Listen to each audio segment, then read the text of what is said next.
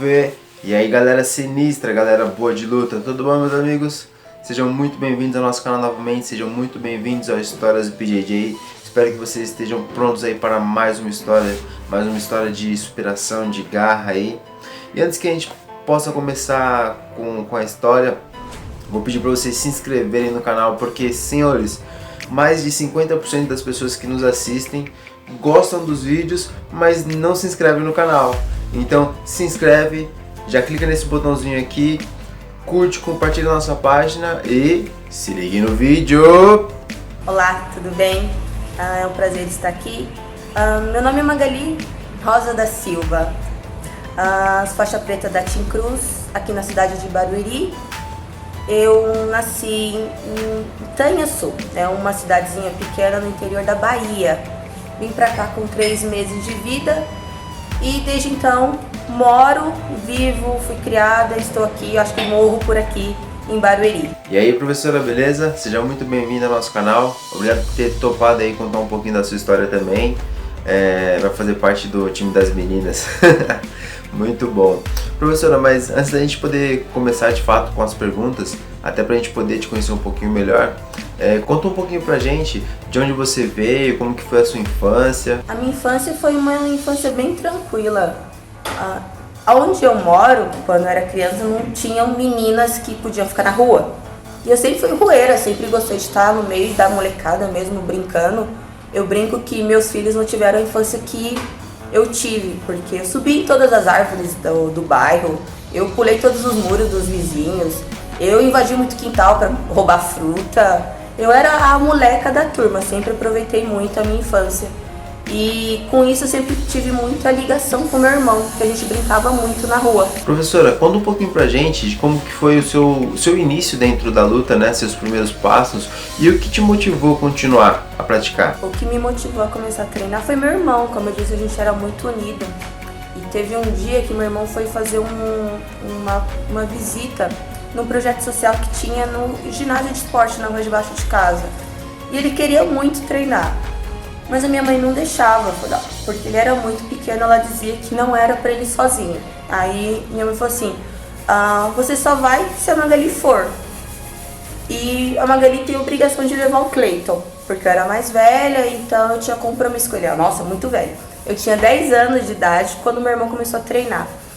Eu levei o meu irmão e umas 2 vezes que eu fui pra lá, pra levar ele pro projeto, pra ele começar a fazer karatê na época, o professor falou assim que não fazia sentido eu ficar lá sentada assistindo, sendo que eu poderia fazer também.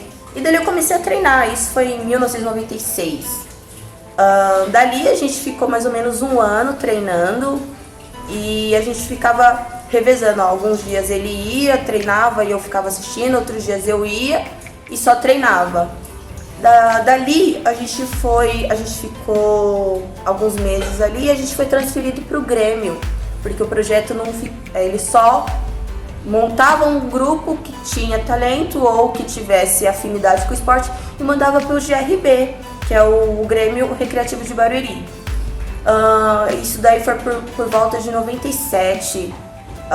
Naquela época, meu irmão ganhou um kimono de presente da minha mãe, mas era muito difícil as coisas naquela época e ela não tinha dinheiro para comprar 2 kimonos. O meu irmão começou a treinar lá e eu ia junto. E nisso que a gente começou a ir para lá, a gente ia muito cedo. Antes de começar a aula de karatê, tinha as aulas de judô. Eu chegava sempre uns 15, 20 minutos mais cedo de começar a aula. Um dia, não sei quando foi mais ou menos, isso pouco antes de começar as aulas no ano letivo, eu cheguei bem mais cedo que o normal, que meu irmão estava brincando com o pessoal na frente da academia, né, da escola, e eu cheguei e fiquei sentada assistindo o treino. Eu me apaixonei quando eu vi aquele pessoal caindo, o pessoal projetando o outro, e o pessoal caía e se levantava como se nada tivesse acontecendo, sem sentir dor, sem se machucar, sem gritos. E eu achava sensacional. E nessa de eu estar indo mais cedo assistir o treino, eu fui 1, fui 2, eu pedi pro professor para me deixar fazer uma aula. Ele falou que eu poderia fazer uma aula e eu comecei. Eu não tinha kimono. eu revezava com meu irmão o kimono de karatê, porque a gente era mais ou menos do mesmo tamanho, inclusive fui magrela e pequena, e a gente dividia o horário. Ele treinava mais cedo e eu usava o kimono na sequência, a gente revezava. Tinha dia que era ele que usava o kimono antes, tinha dia que era eu. Quando eu comecei a treinar judô, ou até na época que eu pedi pro professor, na época foi o sensei João Garcia, ainda é meu sensei até hoje, depois de 20 anos ele ainda é meu professor. Ele falou assim, ó, você ainda não tem kimono, você pode treinar. E uma coisa que ele me ensinou, eu ainda uso para ensinar os meus alunos hoje que fazem a primeira aula e não tem kimono. Vem com um moletomzinho mais velho para poder ter pegada, pra gente segurar, e uma calça para você não machucar o joelho. E nunca mais parei. Bom, você ainda novinha começou a dar aula de judô para crianças, né? Conta um pouquinho pra gente de como que foi isso, como que aconteceu. Eu tinha por volta de 15, 16 anos de idade, eu tinha mudado de escola. Eu estudava perto da estação de trem do Jardim Belval. E a escola de judô era do outro lado da rua. Então eu treinava de manhã aqui, atravessava a rua, estudava aqui, saía daqui e voltava pra cá. Então a minha vida era aquele meinho. Nisso eu tinha muito tempo vago no tatame. A minha sensei de judô, na época, Márcia Martins, ela falou assim pra mim, ai Magali, você tem horário vago, você tem mais tempo livre hoje. Você faz muito tempo, faz muito treino de preparação, faz muito treino voltado pra competição, né? Eu já lutava, já participava do Grêmio Recreativo, já era atleta da cidade, já há uns 3, 4 anos mais ou menos, quando ela falou assim, você tá mais tempo disponível na academia hoje em dia e, querendo ou não, você é a mais frequente hoje. Começa a vir mais vezes pra academia para poder me ajudar com as aulas para as crianças. Ah, Sensei, eu não quero, Sensei. Sabe, dar aula é um negócio tão difícil. Não é difícil, Magali. E ela me falou uma coisa que eu levo pra vida. Isso eu tinha 16 anos. Magali, a vida de atleta é muito curta. Quando você parar de competir, quando você parar de lutar, você vai fazer o quê? E eu fiquei com aquilo na cabeça. Aí eu vou confessar, eu odiava dar aula. Eu tinha muita raiva de dar aula. Porque eu imaginava, cada turma que a minha sensei tinha uma média de 40 crianças por aula. Então a gente pegava crianças de 6 anos até 12. Isso todo dia. Então, os dias que eu não treinava, eu estava com as crianças. Então, tinha dia que eu ia mais cedo, auxiliava nas aulas com ela e ficava para treinar. Quando eu não estava em aula, quando eu estava ou estudando de manhã, ou estava em recesso da escola e eu estava lá, era muito puxado. Então, eu odiava, mas eu estava lá. Gostando ou não, eu estava porque eu aprendia muito. Então, tinha dia que eu fazia algumas movimentações durante as aulas. Quando eu ia fazer a minha parte técnica, quando eu ia treinar realmente judô, eu entendia de diferentes formas a movimentação que eu não via só como atleta, que ensinando a gente conseguia enxergar melhor as posições. E disso daí eu tinha 16, eu fui, né, fiquei 2 anos ajudando e 18 anos eu casei, virei, né, engravidei. E cheguei nela e falei assim, Sei, eu não vou treinar mais, eu não vou poder mais te ajudar, eu não tenho mais como treinar. Ela me perguntou por quê, eu falei que eu tava grávida. Ela, isso não é motivo? Tá aí mais um bom motivo pra você treinar e continuar. Você parou por enquanto de ser competidora, mas você ainda é atleta, você ainda é uma boa professora e você tem futuro. Não é porque você virou mãe que você vai parar, não tem porquê. E eu guardei. Aí eu treinei até uns 5, 6 meses da gestação do Daniel. Aí eu parei, né? Quando ele nasceu, eu voltei. Quando ele fez 6 meses. Depois tive Andrew e depois eu tive o Danilo. Mas eu nunca parei de treinar. Sempre treinei. Entre uma gestação e outra, eu continuei treinando. Oh. Você, desde o começo, começou a praticar primeiramente o judô, né? Começou a dar aula e tudo mais. Mas e o jiu-jitsu? Como que foi o seu primeiro contato com o esporte? Como que foi essa mudança para você? Eu comecei no karatê, migrei pro judô E entre uma aula e outra que eu treinava, estudava, voltava a treinar, ou tava dando aula, auxiliando, eu saí da escola mais cedo, né? E a gente tava se reunindo para o treino das 19 horas. E um grupo de amigos falou assim, hoje a gente não vai treinar judô, a gente vai para Alphaville, lá no tênis clube, que tem aula de jiu-jitsu, a gente quer conhecer. A maioria dos faixa pretas aqui, os atletas de competição de ponta da cidade, treinam jiu-jitsu porque eles precisam do jiu-jitsu. Eu falei, não, imagina, eu não vou treinar esse negócio, porque não é igualzinho a parte de chão que a gente treina do judô. Não, eu odeio. Toda vez que alguém aperta o meu pescoço, eu quero morrer. Mas tem certeza? Eu tenho. Não, mas vamos você fazer uma aula. Aí, fui. Cheguei lá com o meu kimoninho bonitinho, kimono oficial de Barueri, que eu me achava aquele kimono, porque quando a gente participava do Grêmio, a gente ganhava, né, um kimono oficial como atleta. E eu cheguei lá no tênis clube para poder fazer essa aula de jiu-jitsu. Tô lá treinando, não entendia muita coisa de nada, como fazia. Eu lembro que no primeiro movimento que eu fiz, que eu caí, eu já virei de barriga para baixo, tomei um estrangulamento de costas. Aí falaram, não, você não pode dar as costas. Eu falei, como não? Se eu der as costas para o cara, se eu pôr as costas no chão, eu perco. Não, mas no jiu-jitsu não. Se você der as costas no chão, você continua, ainda tem luta. E eu comecei a movimentar e o professor, você leva muito jeito. Você tem talento. Tenta continuar no jiu-jitsu, porque é um esporte muito bom pra você, porque você é habilidosa. Aí eu fiquei curiosa, né? Falei, vou perguntar quanto é que custa. Gente, um absurdo.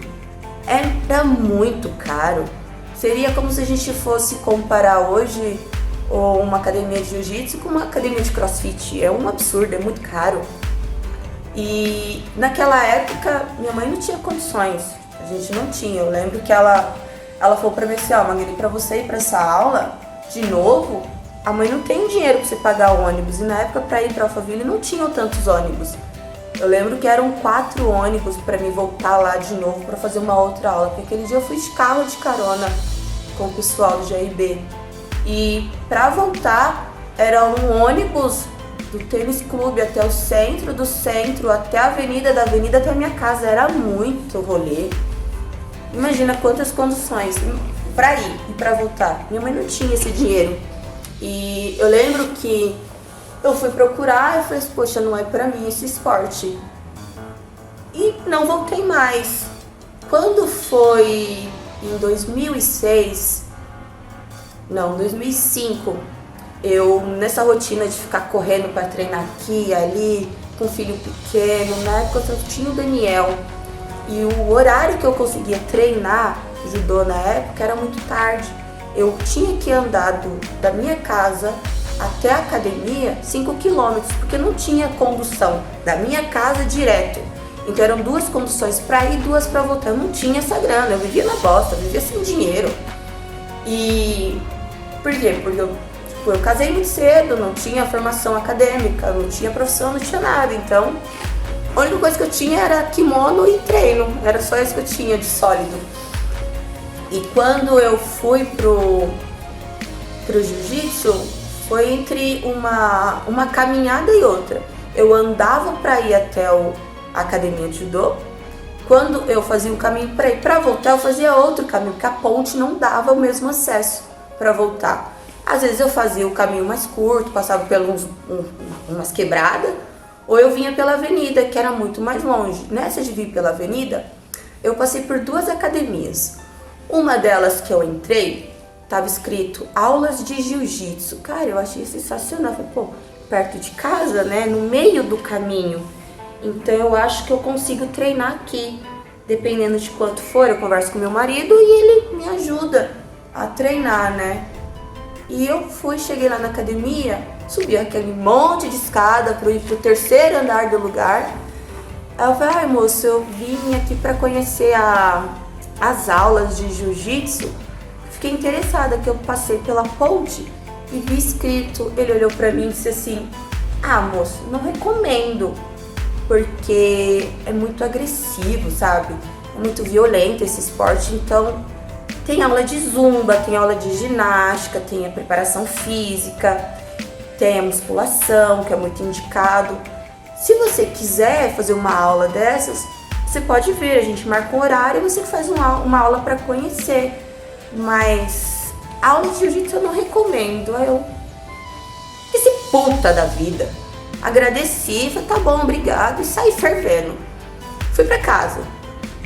No outro dia que eu tava indo de novo pro judô, eu passei pela essa academia lazarenta e atravessei o pontilhão, que era um rolê, porque não tinha essa avenida fechada que tem no Belval hoje. Então eu atravessei a ponte todinha e nisso que atravessei a ponte eu vi um bannerzinho na calçada, aulas de jiu-jitsu. Venha nos conhecer. E eu fui, subi lá e falei assim, oi moço, tudo bem? Ele, tudo. Eu queria saber sobre essas aulas de jiu-jitsu que tem aqui, porque eu fui na outra academia e eu não me interessei, nem falei os motivos. Moça, eu vou ser sincero, o professor mais falta do que vem, mas tem sim aula, segunda e quarta. Se você quiser vir fazer uma aula com ele, você é bem-vinda. Mas a gente não sabe bem te informar qual o horário, qual o valor, porque é com ele. Ele tá aqui à noite, eu não sei quais os dias exatos que ele tá, porque eu trabalho aqui 2 vezes por semana, então eu não vejo eles todos os dias. Eu falei assim, mas eu posso voltar amanhã? Ele pode sim. Aí, nisso que eu voltei, eu gostei tanto do jeito que eu fui tratada nessa academia, que eu treino musculação até hoje. Isso eu tinha 20 anos, 20 para 21 anos, quando eu conheci essa academia. E nunca mais saí de lá. Quando eu tô lá treinando, puxando um ferro e me achando forte, com minha barra sem peso, fazendo supino, que eu me achava forte, o dono da aula, o professor, chegou com uma renca de menino atrás dele. Eu falei, nossa, será que é esse o professor? Fui perguntar. Aí eu falei assim, o senhor que é o professor? Ele, sim, sou eu. Eu queria fazer uma aula. Então ele, não, você pode vir. Você tem kimono? Eu falei, tenho. Que legal, se você não tiver, pode vir do mesmo jeito. Tá bom, eu fui pra casa, né? Ele tinha falado que a aula era só segunda e quarta, isso foi numa quarta-feira. Quando foi na outra segunda, eu já tava com meu kimono lá. Nem faixa branca eu tinha. Porque a minha faixa branca de judô eu tinha perdido, né? Entre uma mudança e outra. E comecei a treinar. Eu fiquei 2 anos treinando lá. Nesses 2 anos das aulas de segunda e quarta, ele ia 2 vezes por mês dar aula pra gente. Era muito difícil dele ir. Passado um dia, ele chegou em mim e falou assim, Magali, você já é faixa azul, tá? Você tá aqui à frente, você tem liderança, já tem treinado certinho, tá aí. Eu falei assim, tá mestre, mas só tem eu e mais 2? Como é que eu tô treinando certinho? Como é que eu sou faixa azul se só tem eu e mais 2? Não, mas você pode vir, você já é faixa azul, pode comprar sua faixa. E eu, tá. Isso daí eu fui lá, eu falei com o dono da academia, não treino mais jiu-jitsu aqui. Ele, mas por quê? Eu falei, porque eu não vou pagar pra ter aula comigo, porque acaba sendo só eu e eu treinando lá. E parei de treinar jiu-jitsu lá. Nisso daí que eu tava em casa, um amigo me avisou, ele falou assim, Manga, tem uma academia na rua debaixo da sua casa, que acabou de ser montada. E lá tá tendo aulas de jiu-jitsu, é uma academia só de lutas. É um professor muito bom que tá dando aula lá. Marca um dia de você ir lá conhecer. Isso eu fui. Isso daí eu já tava entrando pro meu 3º ano de faixa branca. Cheguei lá na academia, pedi pra conhecer. Uma moça me atendeu, falou assim, tem sim, segunda, quarta e sexta, 8h30. E comecei a treinar. Na época foi o Rodrigo Cardoso, do faixa preta daqui de Barueri, que é da equipe Gracie Barra. Na época, ele era aluno do mestre Jeremias, nosso grande mestre. E eu comecei a treinar com ele, fiquei 1 ano de faixa branca com ele lá. E ele me levou para a graduação de final de ano com a equipe, para fazer o teste para faixa azul. Mas antes disso, ele me levou para alguns campeonatos. Ali, eu vou te falar, ali eu me encontrei. No meu primeiro campeonato de faixa branca, lutando no campeonato interno, no Baby Barione. não aquele muquifo do Baby Barione, que era mais chuva dentro do ginásio do que fora. Eu tava lá no centro treinando, né, antes do campeonato, e eu lembro que o Rodrigo chegou em mim e falou assim: Maga, de todas as meninas que tem aqui, você é a única que rala pra treinar. Você tem seus filhos, você trabalha em 2 lugares, se desdobra pra treinar, não tem kimono novo. Essas meninas é tudo playboy. Desce o braço. Aí eu fiz 6 lutas. Das 6 lutas que eu fiz, eu lembro que foi engraçado que na minha primeira luta contra uma menina, eu dei uma queda nela e ela quebrou uma costela. Depois daquele dia eu fiquei marcada, ninguém quis mais lutar comigo nos internos, eu fiquei triste. Legal. E quanto às competições, professora, conta um pouquinho pra gente, como que deu início a essa paixão por competição? Eu participei do primeiro interno da equipe do mestre Jeremias. Eu lembro que eu não paguei. O mestre Rodrigo, ele me chamou e falou assim: você vai. O mestre, eu não tenho dinheiro.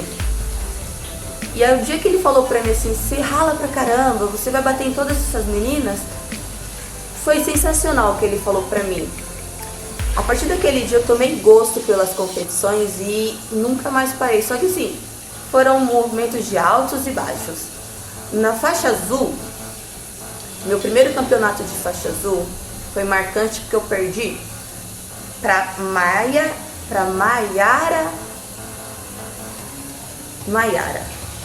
Na sequência, eu perdi pra Érica.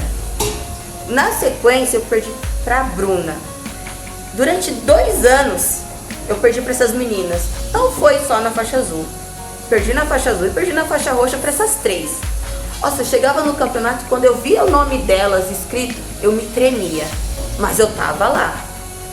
Eu lembro que eu deixei de comprar alguma coisa pra mim naquela época pra poder participar desse campeonato. É uma mixaria hoje em dia, R$50 uma inscrição de campeonato, que hoje equivale a 200. Isso tem, falando de mais de 10 anos atrás. E eu lembro que eu apanhei tanto da Mayra naquele campeonato, tanto.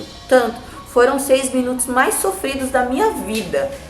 Que eu terminei a competição e eu chorava. Porque eu me achava boa na faixa branca. Na faixa azul eu cheguei lá e eu apanhava. Eu lembro que a Bruna olhou pra mim uma vez e falou assim: fica difícil ganhar dessas meninas. Passa o dia inteiro na academia treinando, não estuda, não trabalha, não tem filho, não faz nada. E a gente que tem que trabalhar, que tem que estudar, que tem que bancar uma casa, é tudo difícil. Eu fiquei, poxa, é verdade, né? Eu tenho meus filhos, eu tenho minha casa, eu tenho minhas contas. Poxa, tudo é tão difícil pra mim e eu tô aqui. Eu vou voltar. Eu não quero saber se eu vou ganhar ou vou perder, eu vou continuar. Eu perdi na faixa azul, eu perdi na faixa roxa, eu perdi na faixa roxa de novo. Eu perdi no meu primeiro ano de marrom, eu perdi no meu segundo ano de marrom, mas continuei. Só que no meu terceiro ano de faixa marrom que eu entendi que eu treinava pouco e não treinava certo. Eu não treinava com objetivo e eu não treinava com foco. Eu só treinava. Eu treinava segunda e quarta, às vezes segunda, terça e quarta, porque eu trabalhava em 3 lugares. Então eu nunca conseguia focar 100% no esporte. Depois que eu virei mãe, tudo ficou mais difícil para mim como competidora. Então, entre estar com o filho no final de semana e estar numa competição, eu nunca sabia aonde eu queria estar. Sempre foi muito difícil me equilibrar nesses 2 mundinhos ao mesmo tempo. Quando eu não tinha problema com o filho, eu tinha problema com a minha casa, eu tinha problema com a minha mãe, eu tinha problema com o trabalho, eu não tinha emprego. Era sempre uma dificuldade. Então, era sempre mais difícil. Em 2016, eu falei assim: agora eu vou ter uma meta. Eu trabalho pra caramba, eu me dedico, eu treino certinho. O que tá faltando? Foco? Objetivo? Então eu vou treinar para ser campeã de tudo que eu me colocar à frente de uma competição. Eu lembro que em 2016 tudo que eu lutei eu ganhei. Eu fui campeã categoria e absoluto em quase tudo que lutei. Eu fui pra final de muitos campeonatos, isso de faixa marrom no meu 3º ano. E em 2017, quando eu peguei a preta, aí tudo acabou. 2017 parecia que eu nunca fui faixa preta na vida. Eu apanhei. Mas eu apanhei de tanto jeito que eu jogava a faixa no canto. Eu não quero isso aqui pra mim, eu não aguento mais. Poxa, eu treino que nem uma condenada. Treino de manhã, treino de noite, trabalho, cuido dos meus filhos, faço dieta, faço preparação, faço posição, faço tudo e ainda não ganho. E eu ficava revoltada. Quando foi no final de 2017, eu tive alguns problemas pessoais e o meu noivo faleceu. Um dos meus parceiros de equipe, ele lutou a seletiva pro europeu e ele foi campeão. O mestre chegou em mim e falou assim: Maga, vamos pra Europa? Vamos lutar o europeu? Você tá muito boa, você tá lutando pra caramba. Tudo que você luta, você ganha. E não era verdade, porque eu tava no meu 1º ano de preta só tomando pau. Mas eu não falei não. Eu falei: mestre, você vai? Vou. Então eu vou. Não sei como, mas eu vou. E Deus é maravilhoso em todas as coisas que Ele faz. Eu não tinha um puto no bolso. Eu não tinha R$1.000 guardado. Eu não tinha isso. Nem isso eu tinha.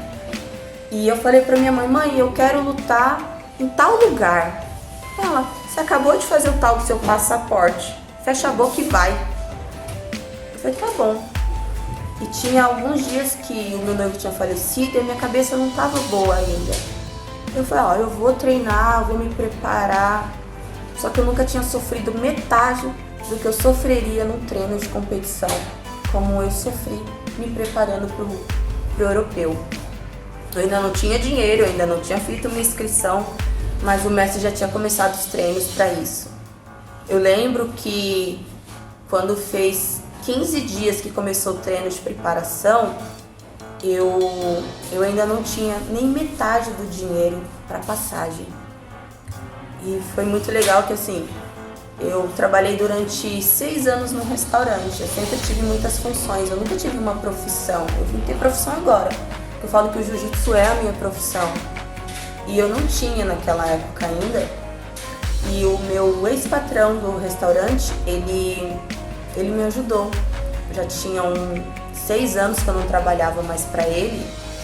E eu fui na casa dele, sentei com ele e falei assim: ó, Chakra, eu preciso de ajuda, se você pode me ajudar.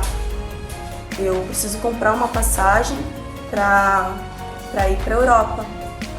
E eu não tenho esse dinheiro todo à vista, mas eu tenho como te pagar aos poucos. Você consegue tirar pra mim a passagem?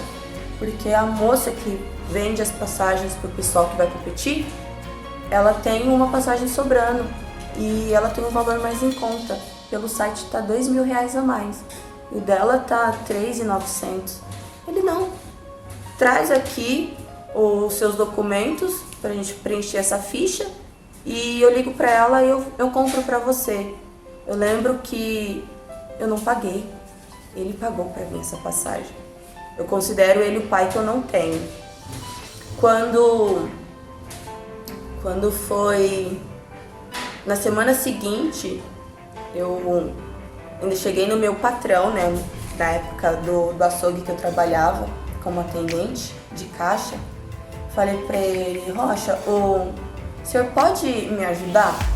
Eu tinha férias vencidas, eu tinha 13º para receber, então eu tinha uma grana para receber na mão dele. O senhor me ajuda para mim parcelar a minha inscrição, parcelar mais algumas coisas que eu precisava da minha hospedagem, o resto eu me virava. Não, Magali, eu não posso. A empresa não pode se envolver com esses quesitos ao funcionário. Tá bom. Deus é maravilhoso em todas as coisas que Ele faz. Eu não pedi R$1 emprestado pra ninguém depois disso. O meu ex-patrão me deu a minha passagem.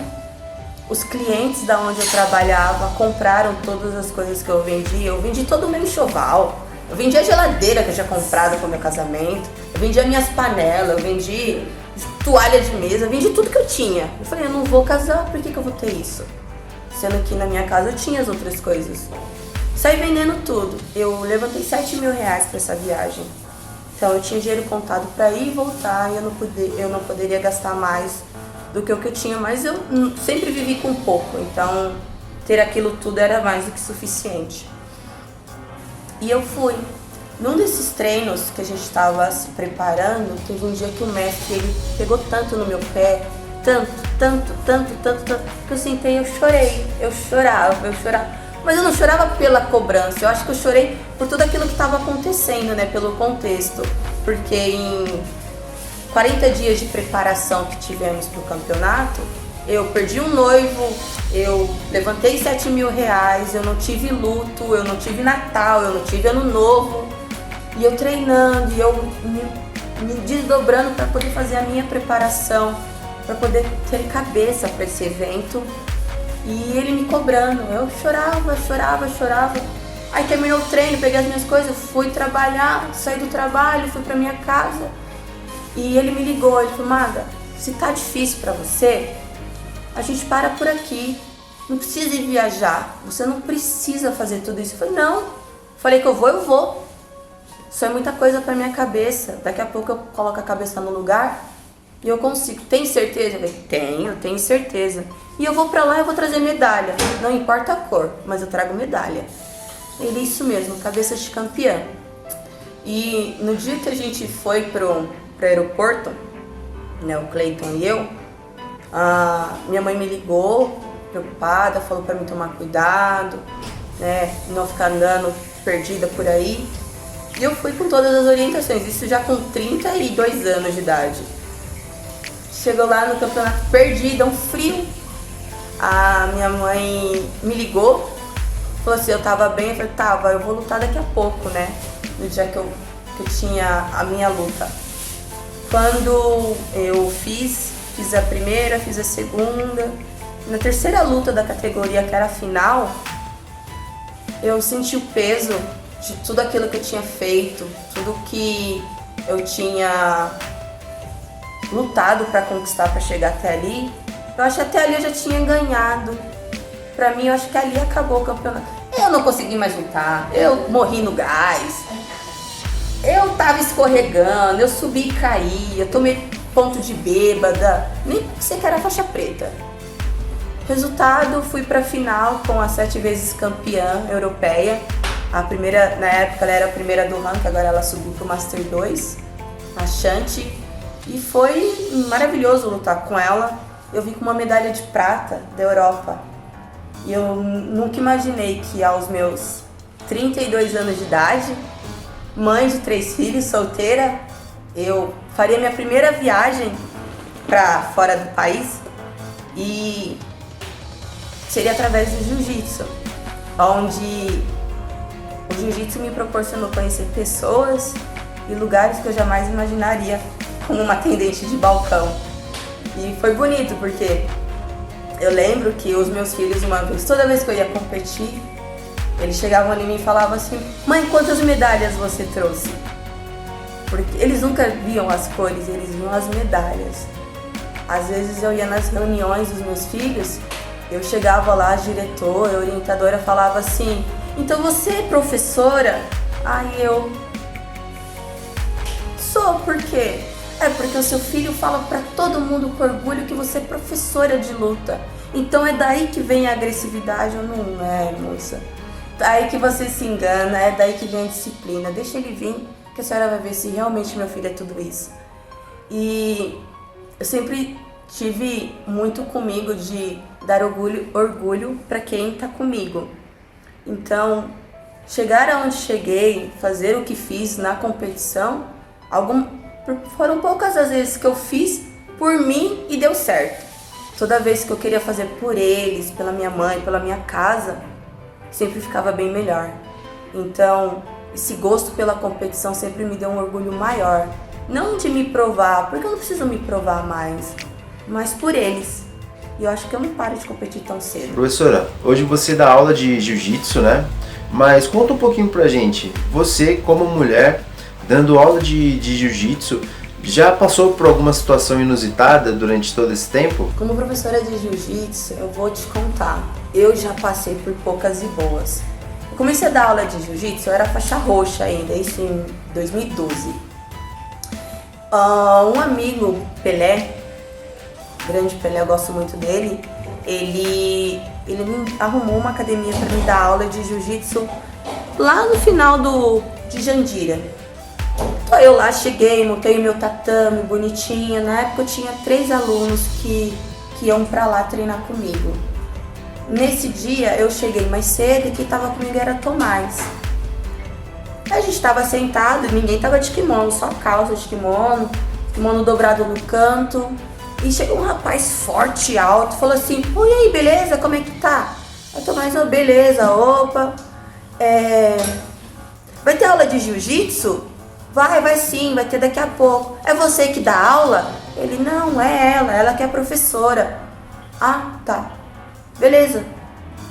Quando tiver um professor, você me avisa." Passou, fiquei puta da vida. Desgraçado. Que esse cara pensa que é, que não sei o quê. Fervi, nunca mais o cara apareceu. Pouco tempo depois, o meu professor, na época, ele tinha faltado no treino. Ele avisou: pede pra Magali pra ela segurar o treino pra mim, porque é a única que já tem didática, né? Eu lembro que no meu primeiro ano de roxo já podia dar aula na época pra algumas turmas, que eu tinha uma turma de sábado na mesma academia. O professor faltou e falou assim: a Magali vai puxar o treino hoje e na próxima aula a gente resolve a aula da semana passada. Tá, passou. Tô eu lá, vamos aquecer, correr, não sei o que. Eu passando exercício pra todo mundo. Eu lembro que chegou um rapaz na época ele era faixa branca. Ele arrumou o kimono, entrou. Quando ele viu que era eu que tava puxando a aula, ele falou assim: "É você que tá dando aula, Magali?" Eu mesma. "Ah, não, beleza. Então eu não vou treinar." Eu fiquei com tanta raiva, enchi o olho de lágrima, chorei de raiva. Meu professor no outro dia chegou, contei pra ele: tal pessoa assim, assim, assado, não vou falar nome porque do jeito que é desgraçado pode aparecer. Eu falei assim: gente, ele não quis treinar porque eu tava puxando o treino, não é justo, porque ele sempre foi meu parceiro de treino. O dia que eu puxo o treino, ele não quer treinar. Não, Maga, pode deixar. Meu professor deu uma rasgada, falou assim: quem aqui tem qualidade para ensinar alguém? Ninguém levantou a mão. De todos os meus alunos que estão aqui comigo, a Magali é a única que treina há mais anos, é a única que tem bagagem para ensinar, ela sabe o que ela faz. Mesmo ela sendo faixa roxa, ela é a mais graduada do tatame. Então vocês têm que estar no treino. Quando ela for puxar, não tem que ir embora não. Passou. Meses depois, um outro fez isso, fez igual. O sensei faltou e eu tava lá bonitinha no meu canto, fora dos rolas. Eu tava lá no canto, os caras estavam rolando e eu com o cronômetro na mão. Eu não lembro quem foi, o Lazarento, que gritou e falou: parou! Só que essa dupla que tava rolando, um deles veio pra cima de mim, puto da vida. Você tá maluca? Como é que você manda parar a roda? Eu tava com a posição encaixada. Vou meter a mão na sua cara. Aí eu olhei pra ele, levantei, toda inflada, dona de mim, falei: tá maluco você? Meti a mão no peito dele, falei: o que você tá pensando que eu não foi eu que parei seu rola não, desgraçado? Não para o rola de ninguém não, foi ele ali que parou. Por mim você que se mate, se tiver com a cabeça na grade ali e for se rasgar, pode se rasgar, não tô nem aí não para o rola de ninguém não. Aí ele: mas você que tava cuidando do treino, mas eu não gritei pra parar o rola. Não mandei parar o treino, foi ele, vai resolver com ele. Se no peito o cara de 120 quilos vem me peitar agora com meus 60? Eu tava num treino hoje na atual equipe e eu tava bonitinha lá no meu canto, bonitinha. Isso eu já, hoje, né, como uma das únicas professoras da equipe, eu sou a única mulher que dá aula pela equipe, dos 34 faixas pretas que temos na equipe, eu sou a única mulher faixa preta que dá aula. E eu tava lá no tatame e tinha um faixa roxa e a gente não se dá bem. Eu tava com um grupo e nisso um dos faixa preta do treino, que estava cuidando da aula no dia, falou assim, ó, você não cumprimentou tal pessoa. É falta de respeito você não cumprimentar a Magali e tal pessoa. Ele foi lá, pegou na mão de um dos faixa marrom, mas não pegou na minha mão e desfez de mim, na cara dura. Aí eu fiquei puta, falei, se dane também, moleque desgraçado. Aí o Rafão falou de novo, eu não já falei pra você que você tem que cumprimentar ela? Se você não cumprimentar, você vai pagar 30 burpees. É falta de respeito com faixa preta. Aí ele, não vou pagar. Pra ela eu não pago. E eu fiquei puta da vida com isso. Acabou o treino. A Rafa falou assim, você vai pagar, você só vai sair daqui quando você pagar os burpees, porque você tem que aprender a respeitar o faixa preta. Passou e nada desse menino querer pagar os burpees, e nada. Ele, eu não vou pagar, eu não sou obrigada a pagar, que não sei o que. Ela é folgada, que não sei o que. Aí eu fiquei folgada mesmo, fui pra cima dele, meti a mão no peito dele, falei, moleque, você me respeita, você não tem de vida que eu tenho de tatame. Quem é você? Você acabou de pegar a faixa roxa, você tá se achando mais do que eu aqui dentro? Você não tem nem tempo de equipe pra você querer vir se crescer pra cima de mim. Um dia você também vai querer dar aula, um dia você vai querer ser professor, eu quero ver alguém te respeitar nessa merda, tá? Você não respeita ninguém, você se acha superior a todo mundo. Quando você tinha aula comigo, você já era um bosta. Quantas e quantas vezes você arrumou confusão e eu te defendi. Agora você não quer me respeitar? Tudo bem, vai passar. Um dia você vai ter que me engolir. E no dia que você tiver que me engolir, aí você vai ver só. Ele de vez em quando ele trabalha nos campeonatos como staff. Ele vem falar comigo. E aí, Maga, como é que você tá? E aí? É poucas. E é da mesma equipe que eu, mas eu não gosto dele. Não gosto e não sou obrigada a gostar. Porque é um cara que não merece a faixa que tem e não entende o que é jiu-jitsu. Porque jiu-jitsu vai além de uma cor de faixa. E existem princípios que eu aprendi ao longo desses 24 anos de tatame, que caráter a gente tem dentro de casa, né? A gente leva pra onde a gente for. E ele ainda vai quebrar muita cara pra aprender a virar hominho. Com relação à parte de defesa pessoal para mulher, professora, você como mulher, qual a sua opinião quanto à importância da mulher poder praticar o esporte, né? Poder aprender uma defesa pessoal no mundo que nós vivemos, né? Existem muitos homens aí, alguns idiotas na verdade, que às vezes tentam se aproveitar de algumas mulheres e tudo mais, né? Qual a importância do jiu-jitsu, da defesa pessoal para a mulher hoje, na sua opinião? Eu sempre trabalhei em 2, 3 lugares à noite. E eu trabalhava em bares à noite de caixa, como também já fiz bico de segurança.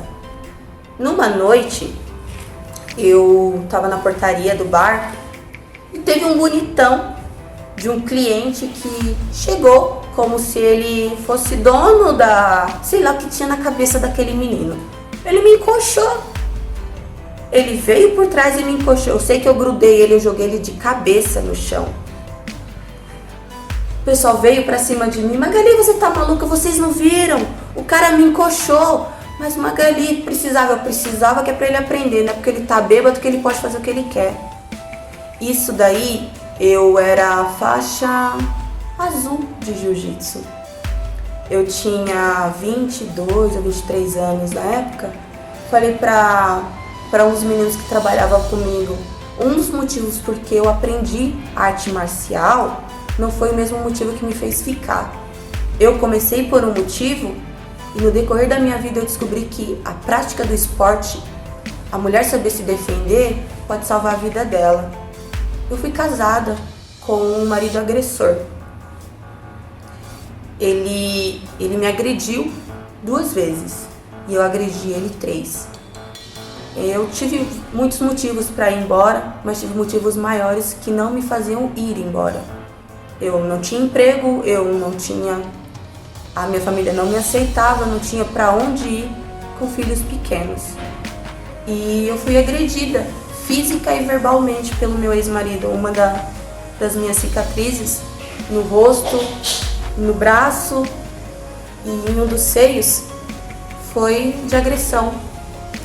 E eu falo assim que meu pai, nos anos de vida que ele teve me criando, em 11 anos ele nunca me bateu. Então eu não nasci para apanhar de homem de graça. Quando meu ex-marido chegou num dia bêbado, a gente não morava junto, ele chegou na minha casa, ele abriu a porta da cozinha, entrou e ele começou a soltar gás de fogão dentro de casa, porque eu não tinha deixado ele mexer nas panelas para comer. Eu falei assim, isso é hora, se você quer comer, você esteja mais cedo, aqui não é a casa da sua mãe, nem puteiro para você entrar e sair a hora que você quer. A casa é minha, então eu faço o que eu quiser. Não, você não vai fazer o que eu quiser, o que você quiser. Quando eu abaixei para fechar o registro do gás, eu levantei, eu tomei um tapa na cara, tão servido, mas tão servido, que eu fiquei quase surda com o tapão que eu levei. E ele me subiu um ódio tão grande. Eu sei que eu grudei esse negão pelo pescoço, eu joguei, ele estava sentado em cima da pia. Grudei ele, eu joguei ele no chão e eu batia. Ele, nesse desespero dele, comigo montado em cima dele, eu batendo nele, ele me deu uma mordida no seio.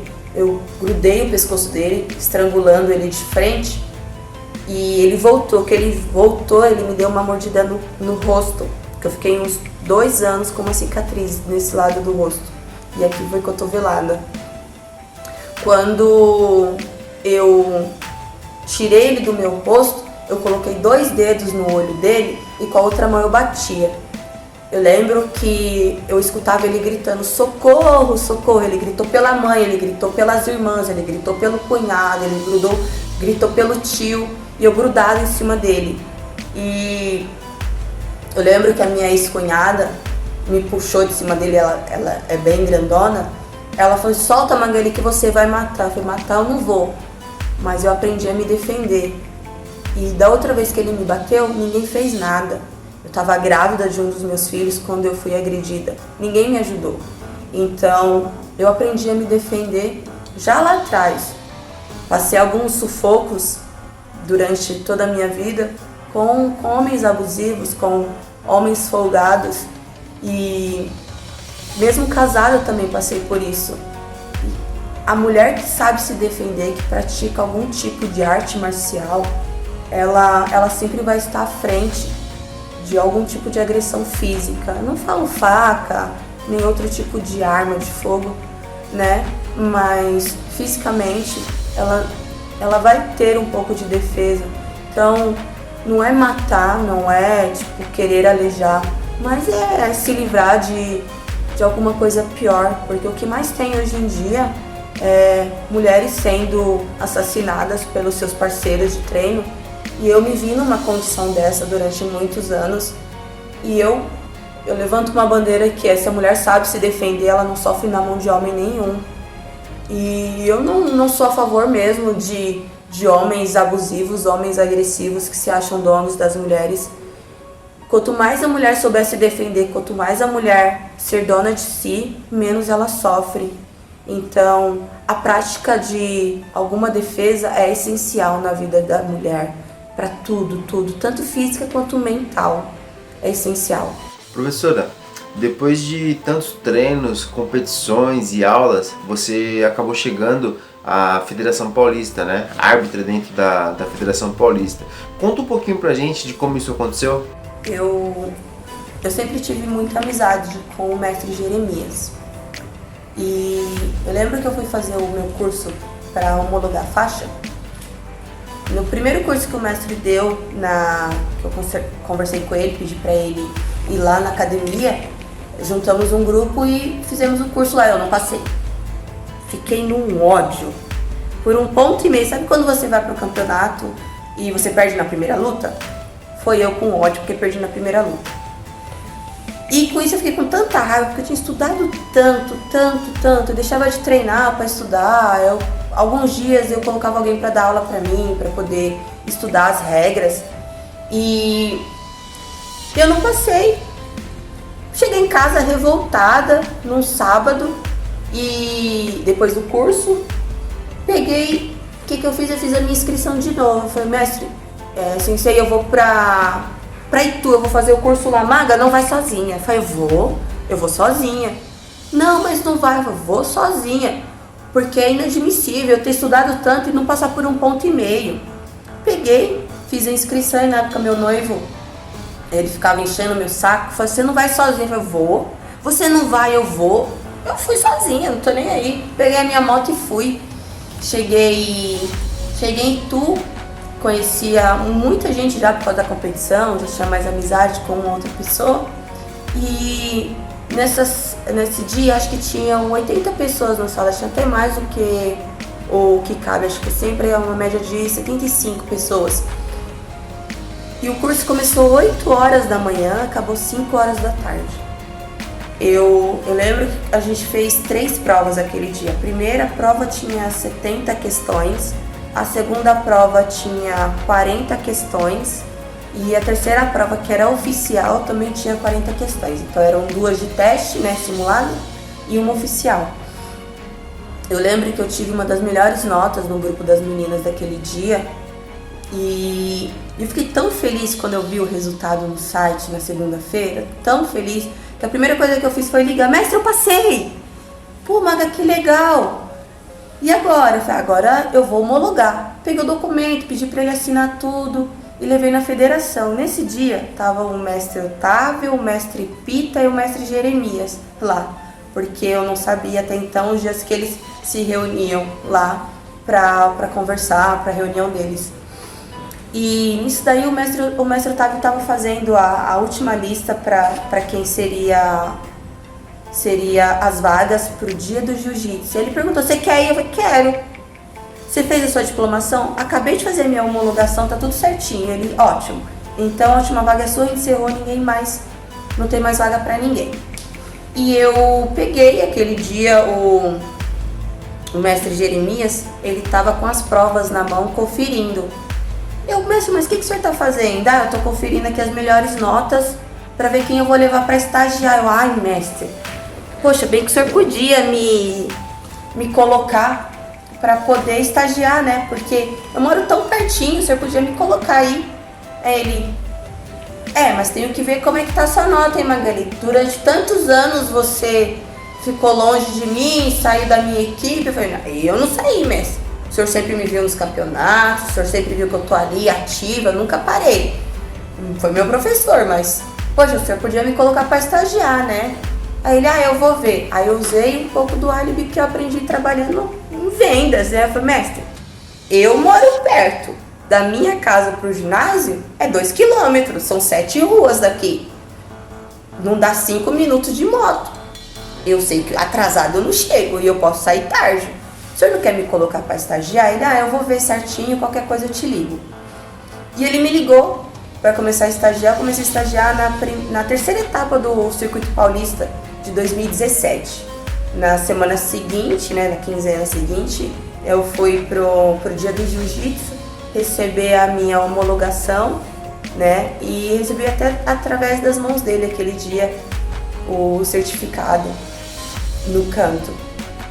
E a partir dali, tô até hoje, são 3 anos trabalhando na Federação Paulista com a arbitragem, que eu como atleta, eu acho que é essencial pra gente saber as regras, porque o atleta que sabe as regras de jiu-jitsu, ele sai à frente. E é muito bom trabalhar.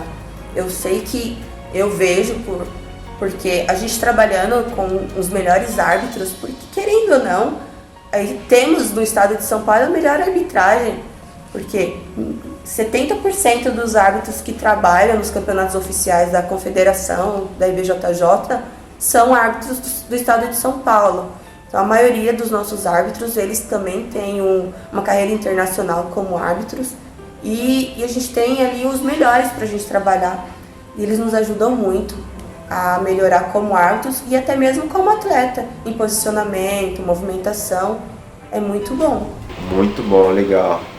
E depois de tudo isso, você ainda consegue lembrar de algum ponto que para você foi mais marcante durante todo esse tempo? Eu tenho alguns momentos bem importantes, marcantes no decorrer desses anos de tatame, mas eu acho que como atleta tem algumas coisas que eu já fiz, já conquistei, mas eu acho que isso daí passa. Mas hoje, na atual situação que eu me coloquei, é que hoje eu estou, né, na condição de a única faixa preta da cidade. Então é gratificante, depois de tantos anos, ter conquistado a faixa preta. De todas as meninas que eu vi começar a treinar, mesmo no judô, até o jiu-jitsu hoje, eu não vi nenhuma delas continuar em nada. E eu fui a única que chegou à faixa preta daquela época. Então hoje eu sou a única faixa preta da cidade. Na equipe, eu sou a única diplomada e homologada IBJJF. Estou árbitra hoje.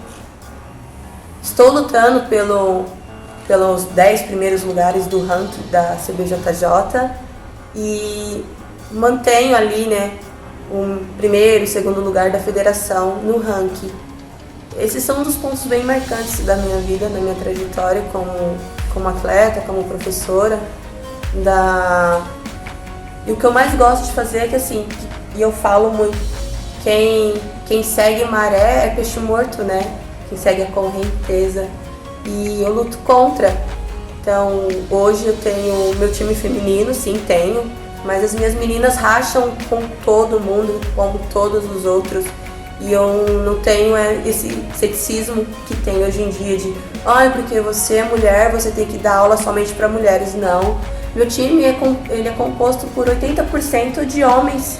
E eu tenho homens de 120 quilos no meu tatame, homens 10 anos, 20 anos mais velhos do que eu, que me seguem e acreditam no meu trabalho de uma forma que eu jamais pensei que lá atrás, das vezes que eu passei dificuldades como professora, da falta de respeito que tiveram comigo, hoje eu não tenho, eu não passo por isso. Então, o meu tatame hoje é um tatame muito harmonioso, né?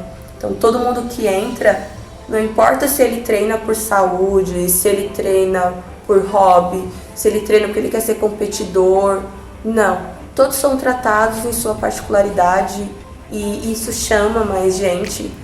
E ter cada um ali no seu momentinho, cada um ter a sua particularidade comigo, é o que me faz mais feliz. Então, ser hoje professora de jiu-jitsu, sem dúvidas, é o melhor e a melhor parte da minha vida no tatame. Tem que pensar que quando eu tinha meus 16 anos era o que eu mais odiava fazer, era dar aula.